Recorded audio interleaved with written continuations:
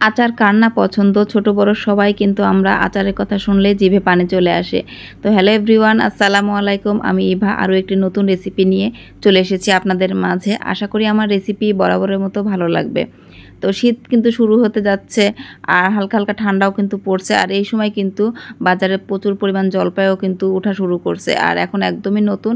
আর এই নতুন অবস্থায় যদি একটু জলপাইয়ের আচার না দেওয়া হয় তাহলে কেমন হবে বলেন তো। তো তাই আমি বাজার থেকে জলপাই ও দাম একটু বেশি হলেও কিনে নিয়ে এসে আমি আচারটা দিব। তো আশা করি আমার এই আচারের রেসিপি আপনাদের সবার কাছে ভালো লাগবে এবং খুব অল্প উপকরণে আচারটা কমপ্লিট করব। তো দেখুন, আমি সকাল সকাল বাজার থেকে এই যে আচারের জন্য জলপাইগুলো কিনে নিয়ে এসেছি।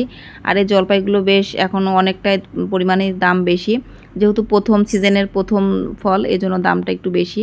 তো আমি এখানে বেছে বেছে একটু বড় সাইজের দেখে 1 কেজি জলপাই নিয়ে এসেছি। আর জলপাইগুলো বেশ বড় ছিল, আর বড় থাকার কারণে কিন্তু পরিমাণেও কম হয়েছে। তো দেখুন, এখানে আমি আপনাদেরকে দেখাই দিচ্ছি আমি কি পরিমাণ হচ্ছে জলপাই নিয়ে এসেছি। আসলে জলপাইয়ের প্রথমে দামটা বেশি থাকে, এজন্য বেশি একটা কেনা হয় না। তো পরবর্তীতে যখন দামটা একটু কমে যাবে তখন কিন্তু অনেকই জলপাই কেনা হবে। তো আমার বাসায় কিন্তু প্রতিবার কিন্তু 5 থেকে 6 কেজি 7 কেজি করে জলপাইয়ের আচার দেওয়া হয়। আর আচারটা এত পছন্দ করে সবাই যে দেওয়ার 1 মাসও যায় না, এর মধ্যেই আচারগুলো শেষ হয়ে যায়।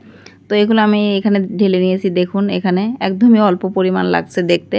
তো এগুলোকে এবার আমি পরিষ্কার করে পানি দিয়ে 2-3 বার করে কিন্তু একটু কষলে কষলে ধুয়ে নেব, কারণ জলপাইয়ের গায়ে কিন্তু প্রচুর পরিমাণে একটু ময়লা থাকে। তো ভালোভাবে এখানে ক্লিন করে ধুয়ে নিতে হবে।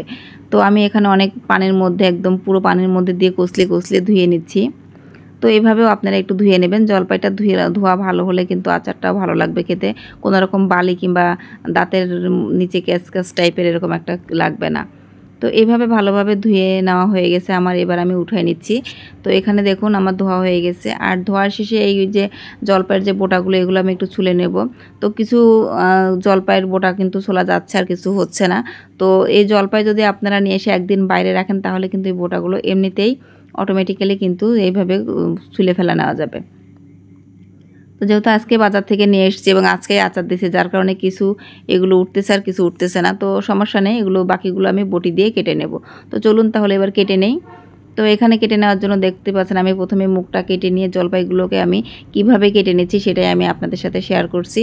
তো জলপাই এই ক্ষেত্রে কিন্তু আপনারা অনেকেই কিন্তু সিদ্ধ করে হাত দিয়ে একটু চটকিয়ে সেটারও কিন্তু আচার করতে পারেন। তো আমার কাছে সেটাও একটা ভালো লাগে না। আমার মনে হয় ডবল সিদ্ধ করে নিয়ে ওইভাবে চটকিয়ে আবার আচারের জন্য প্রসেসিং করা, আচার দেওয়া, সেটা আমার কাছে ভালো লাগে না।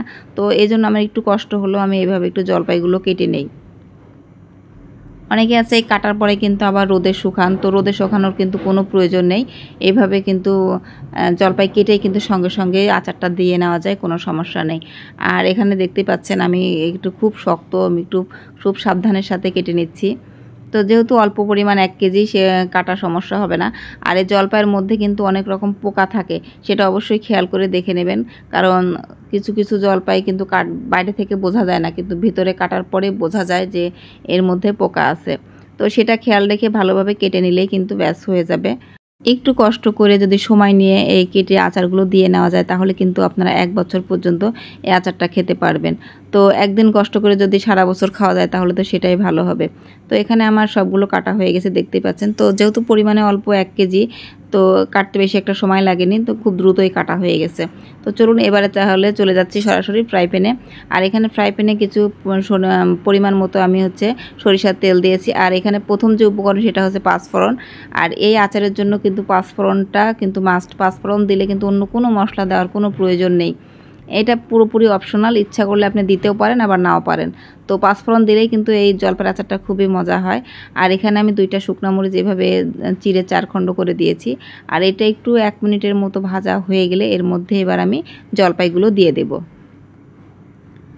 তো আস্তে আস্তে সবগুলো জলপাই আমি এখানে দিয়ে দিচ্ছি। আর এই যে 2টা উপকরণের মধ্যে কিন্তু আমি একটা উপকরণ এখানে অলরেডি দিয়ে দিয়েছি, সেটা হচ্ছে পাঁচফোড়ন। আর এখানে কিন্তু এই যে সামান্য পরিমাণ লবণ, হলুদ এবং শুকনা মরিচের গুঁড়া দিচ্ছি।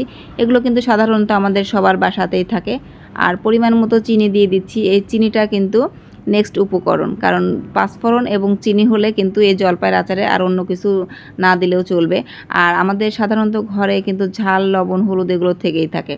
তো এগুলো সামান্য পরিমাণ দিলেই কিন্তু আচারটা কমপ্লিট। আচার নেওয়ার টেনশন করতে হয় না যে অনেক মশলা দিতে হবে, অনেক কিছু দিতে হবে, আসলে কিছুই না। বেশি মশলা দিলেই যে আচারটা ভালো হবে আর কম মশলা দিলে হবে না এমন কোনো কথা না। আর এখানে আমি একটু ভিনেগার দিয়ে দিচ্ছি, কারণ ভিনেগার দিলে আচারটা সংরক্ষণ করে অনেক দিন পর্যন্ত খেতে পারবেন, কোনো রকম ফাঙ্গাস পড়বে না। তো এই জন্য এখানে ভিনেগার দিয়ে দিচ্ছি। আর যারা দেখা যাচ্ছে আচার বানিয়ে সঙ্গে সঙ্গে খেয়ে ফেলবেন, তারা কিন্তু ভিনেগার না দিলেও চলবে, এমনকি নর্মাল ফ্রিজে রেখে দিলেও কিন্তু ভিনেগার দেওয়ার কোনো প্রয়োজন নেই।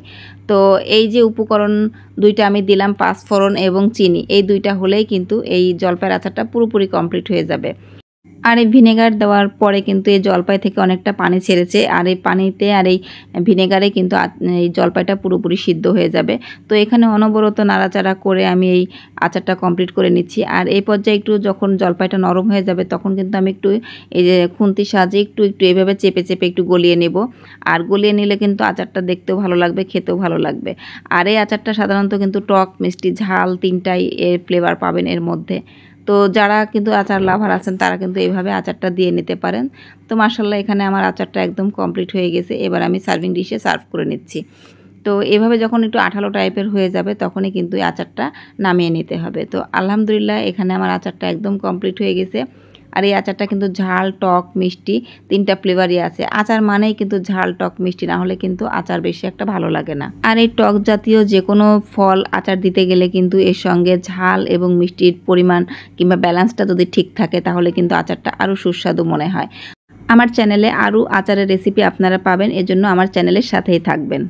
তো আশা করি আমার রেসিপিটি আপনাদের সবার কাছে ভালো লাগবে এবং অল্প উপকরণে শুধু পাঁচফোড়ন এবং চিনি দিয়ে আর বাসায় যে মশলা থাকে সেগুলো দিয়েই কিন্তু আপনি আচারটা পুরোপুরি কমপ্লিট করে নিতে পারবেন। তো তাহলে আজকে এখানেই বিদায় নিচ্ছি। সবাই ভালো থাকবেন, সুস্থ থাকবেন। দেখা হবে নেক্সট কোনো রেসিপিতে। সেই পর্যন্ত আল্লাহ হাফেজ।